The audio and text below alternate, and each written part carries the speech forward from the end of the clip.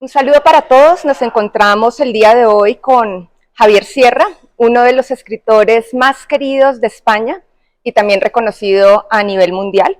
Estuvo en el top 10 de los libros más leídos en Estados Unidos por su obra La Cena Secreta y también fue ganador del Premio Planeta en el 2017. Javier, bienvenido. Qué alegría tenerte acá con nosotros. Es un placer, Diana, estar contigo. Bueno, yo quiero hablar de este último libro, que es El Plan Maestro, que nos tiene sorprendidos porque en este libro podemos ver misterio, podemos ver historia, literatura, astronomía, astrología, y al leerlo se encuentran dos partes. Una en la que tú hablas acerca del viaje que tuviste con tus hijos, con tu señora en Cantabria, y fuiste a la cueva de Hornos de la Peña. Y en otra parte del libro, pues cuentas todo el recorrido por algunos de los museos, en especial el Museo del Prado. Yo quería preguntarte, ¿por qué escogiste esta cueva? Si bien es cierto que fue declarada Patrimonio de la Humanidad y está dentro del listado de las cuevas de la UNESCO, ¿qué estabas buscando? ¿Había algo en especial, algún grabado? ¿O por qué escogiste esta cueva y no otra? Bueno, cualquier novela tiene que tener siempre un arranque que envuelva, que arrope al lector desde la primera página. Y la elección de Hornos de la Peña estuvo muy meditada porque Cantabria, el norte de la península ibérica y el sur de Francia, es una zona de muchísimas cuevas prehistóricas con arte del Paleolítico, el arte más antiguo de la humanidad. Está allí. Estamos hablando de pinturas que según las últimas dataciones tienen entre 65 y 70.000 años, las más remotas. Pero entre todas ellas hay una en la que ocurrió algo que cambió el sentido de la pintura, y es precisamente en esta cueva de Hornos de la Peña. Hace aproximadamente, según los expertos, entre 15 y 17.000 años, hubo un colectivo que decidió representar por primera vez una figura humana. Esto es bastante curioso porque el arte en sus orígenes no representaba humanos. Pintar un humano parece que era tabú, que tenía algo que no encajaba dentro de los esquemas de nuestros remotos antepasados. Pero algo cambió hace 15 o 17.000 años en esa región del planeta y pintaron por primera vez un ser humano. Un ser humano que está puesto de pie, con los brazos levantados, como saludando, que tiene un extraño paralelismo con algunas pinturas rupestres que se han encontrado ahora recientemente en Colombia y que tiene también esa imagen especular con otros orantes, que es el nombre que se les da, porque parece que están rezando en distintos lugares del planeta. Ahí hay un misterio y yo quería empezar visitando ese misterio en concreto. Sí, precisamente tú hablas de los antropomorfos y mencionas exactamente los hombres pez, los hombres aves, y lo vemos también pues en las cuevas hace miles de años, pero también más recientemente, como en algunas de las pinturas del Bosco, si nos remitimos al Jardín de las Delicias o al Carro de Heno. Cuéntanos un poco. Claro, el Plan Maestro es en cierta medida un viaje por la historia del arte. Un viaje que busca responder una pregunta.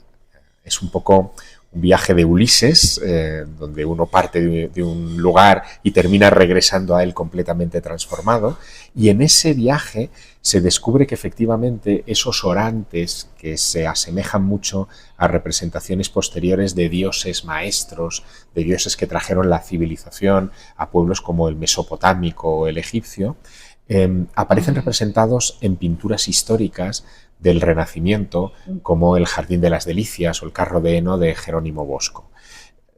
El hecho de conectar pintura rupestre con representaciones mitológicas y con imágenes en cuadros históricos me daba una línea temporal de trabajo enorme, muy amplia, que es por la que yo quise que mis protagonistas transitaran. Así que El Plan Maestro, que es una novela de intriga contemporánea que sucede en nuestros días, tiene como telón de fondo todo ese universo que busca algo, no es gratuito, busca cambiar la mirada del lector contemporáneo respecto al arte y responder a esa pregunta de ¿para qué inventamos el arte los seres humanos?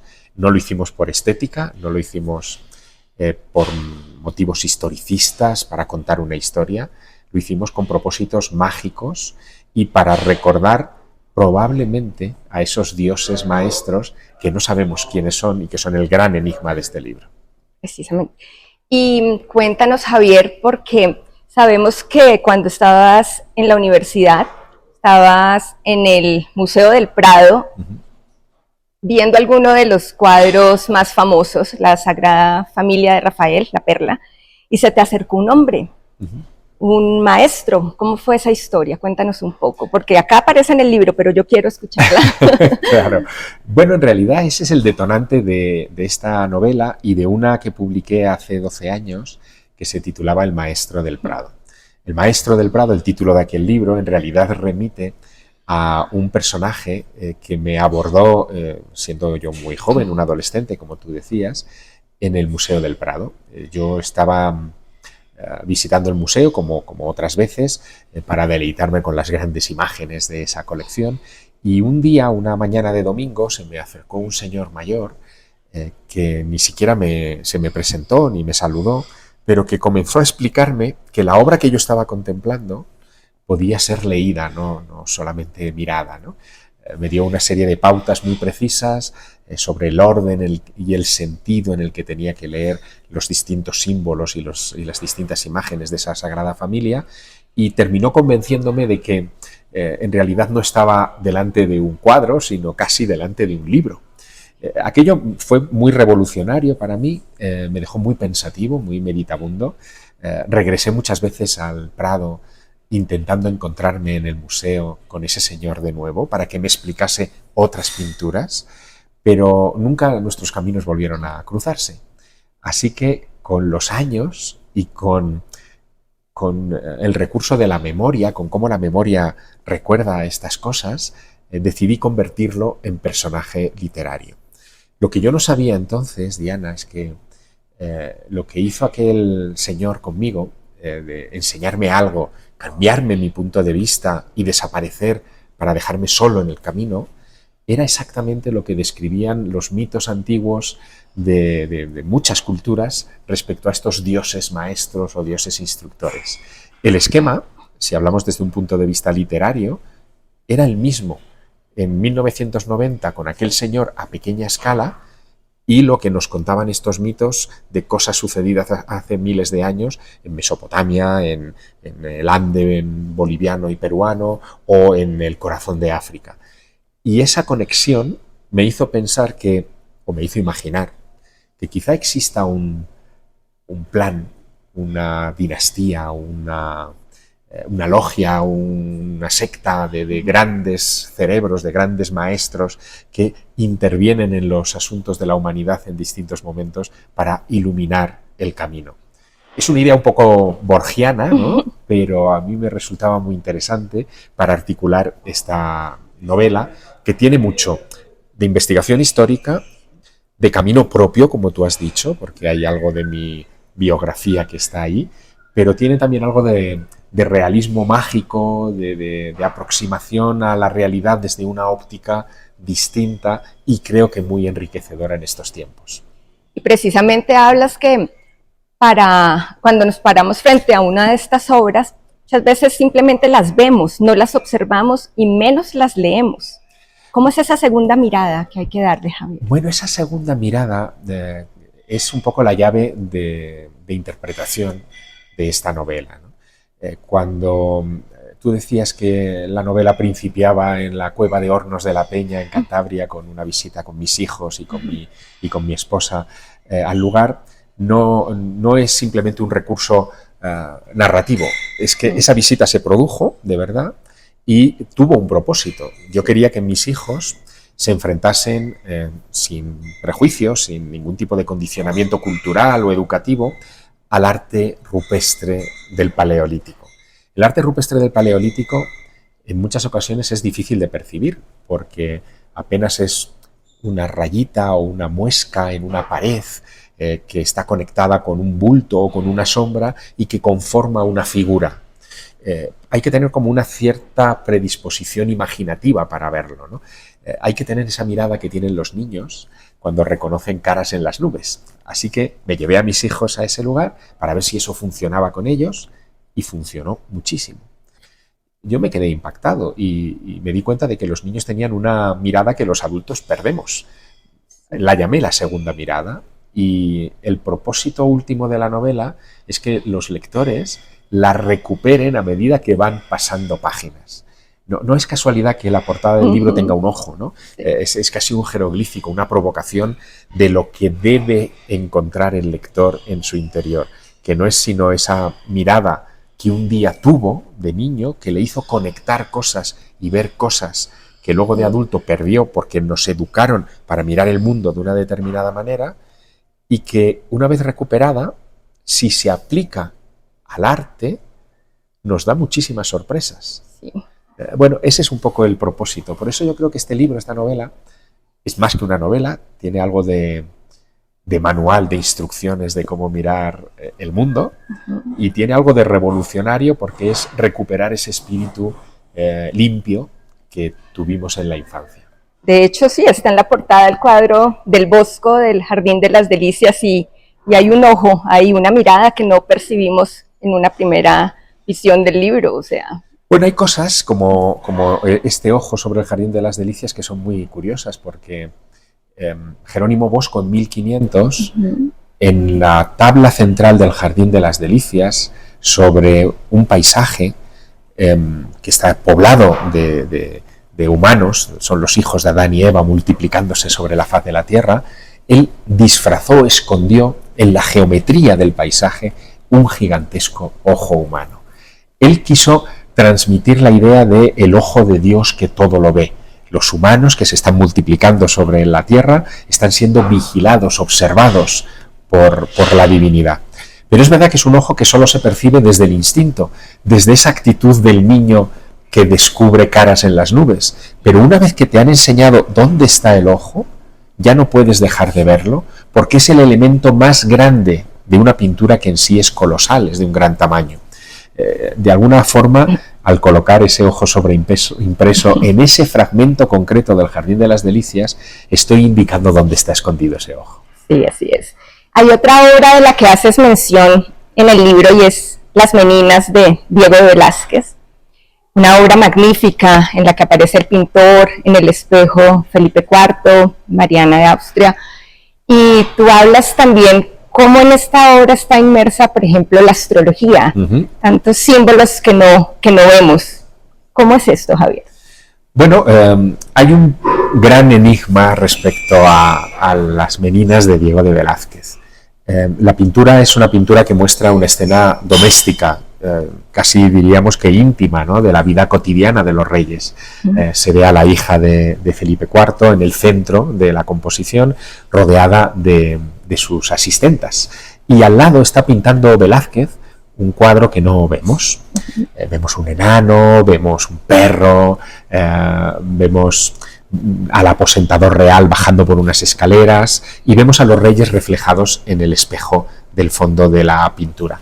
Es una obra de muchas perspectivas muy interesante, pero lo misterioso es que Diego Velázquez hiciera esa obra en un tamaño tan grande.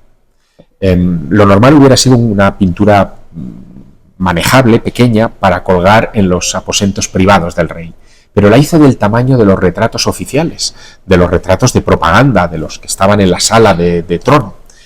Bueno, hay ahora una explicación a por qué eligió pintarlo en ese tamaño colosal, y es que ese cuadro tenía una función de Estado, había un propósito que era oficial, digamos. Y es que en 1656, cuando se pinta ese lienzo, la corona de España está en un momento verdaderamente dramático. Felipe IV es anciano, su hijo adolescente que iba a heredar el trono, el príncipe Baltasar Carlos, ha muerto repentinamente, ha dejado el trono vacante, y la princesa que iba destinada al príncipe Baltasar Carlos como esposa, que era Mariana de Austria, que tiene también 17 años, se desposa con Felipe IV para ver si a la desesperada se consigue que nazca un hijo varón de esa unión y continúe la dinastía. Como nadie cree que el rey pueda tener la suficiente vitalidad como para dejar embarazada a la joven reina, se crea un talismán astrológico para proteger a la reina en su misión. Y ese talismán son las meninas. Los personajes que aparecen en las meninas conforman, si se unen con una línea, un signo zodiacal, que es el signo de Capricornio, que envuelve, que rodea al espejo donde está reflejada Mariana de Austria. Es el signo natal de la reina el que protege el destino de la reina, que tiene que ser necesariamente dar un hijo varón a la monarquía española. Claro, nadie nos había explicado que las meninas era una especie de sortilegio oficial, mágico, para la continuidad dinástica. Y tampoco nadie nos explicó que funcionó, porque Mariana de Austria quedó encinta, tuvo un hijo, que fue el futuro rey Carlos II, al que llamaron el hechizado, quizá, entre otras cosas, por estas cosas, ¿no? Y ese rey Carlos II, el hechizado, siguió utilizando la astrología como talismán en obras de arte, aunque eso ya lo encontrarán en el plan maestro. Sí.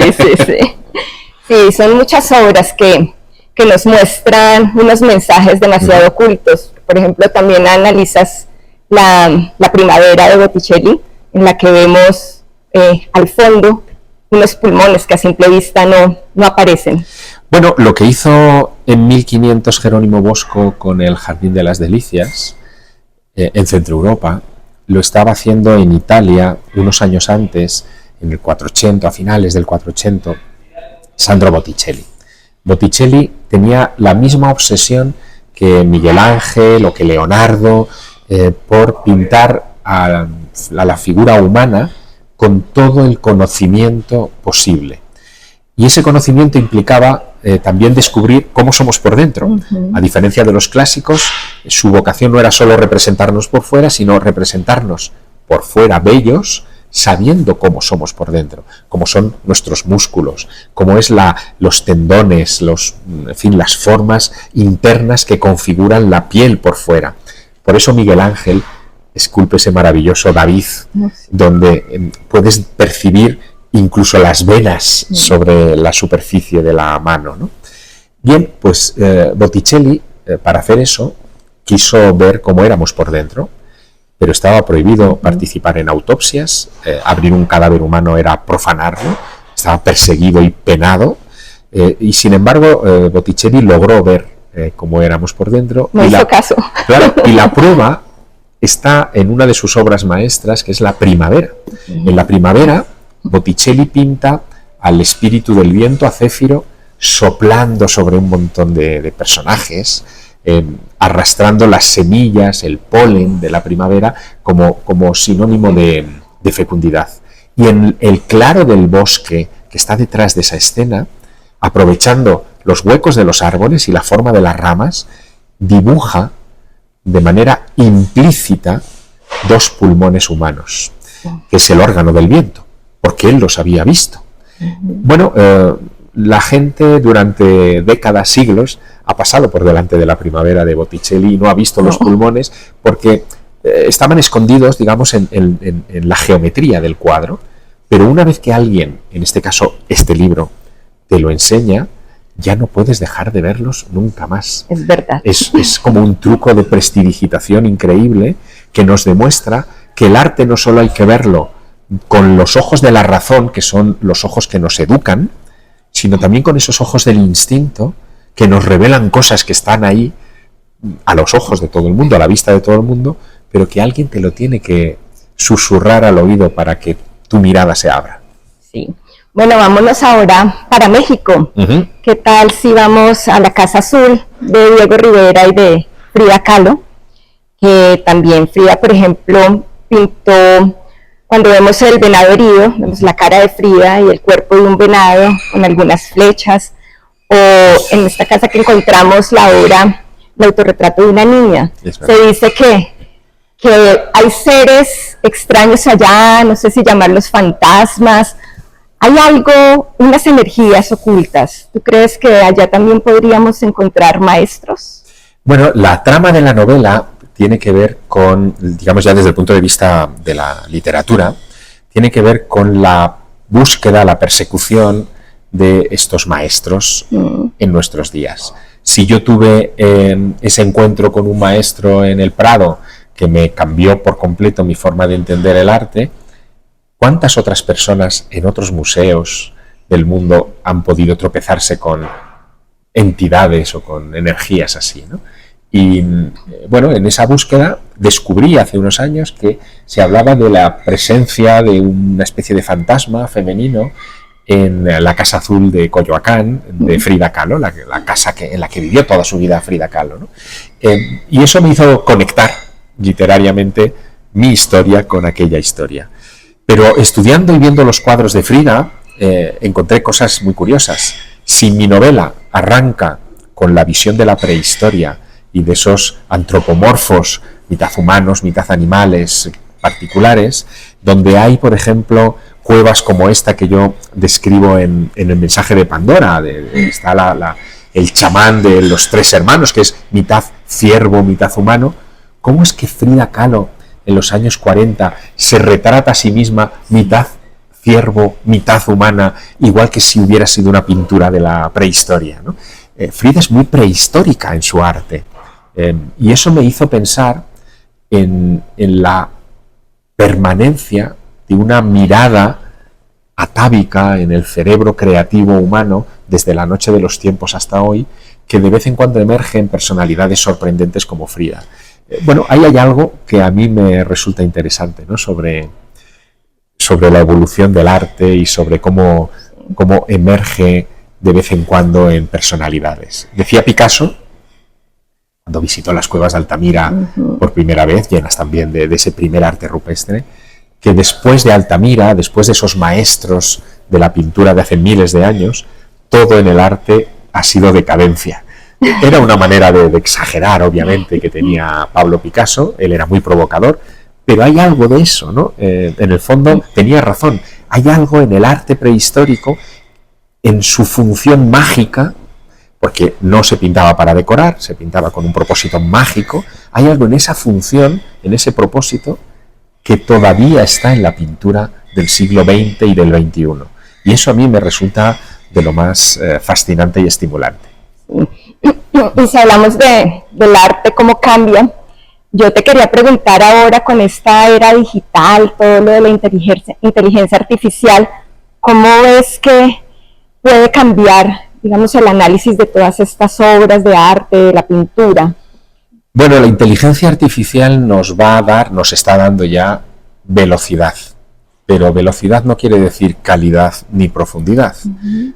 Yo creo que el espíritu explorador humano y esa capacidad de conectar cosas absolutamente dispares que tenemos los humanos no va a lograr ser superada por la inteligencia artificial. Quizá imitada a un cierto nivel, pero no superada. Las futuras tendencias artísticas yo creo que las van a seguir marcando los genios, y creo que un genio no necesariamente es alguien que tiene mucha información o toda la información a su alcance, sino que de repente es capaz de focalizar y, mezclando unos cuantos estímulos, abrir un camino nuevo. Así que, bueno, la inteligencia artificial estará ahí para ayudarnos, para ser más veloces, pero no sé si para ser mejores. Ahí creo que tengo mis dudas. Bueno, Javier, pues te quería dar las gracias por esta entrevista. Este es un libro fascinante. ¿Hay un segundo plan maestro o qué sigue? No lo sé. Quizá habrá que dejarse llevar por el plan, ¿no? Sí. Veremos. Hay muchas cosas, evidentemente, que se han quedado por explicar. Mi fascinación por el arte sigue intacta, o incluso más que intacta, está más que potenciada. Va a ser casi natural en mí publicar más cosas vinculadas con misterios del arte, pero ni te sé decir cuándo, ni te sé decir alrededor de qué obras de arte todavía. No importa, nosotros esperamos. Muchísimas gracias, Javier, por esta entrevista. Fue un placer y profundamente agradecida. El placer es mío. Gracias.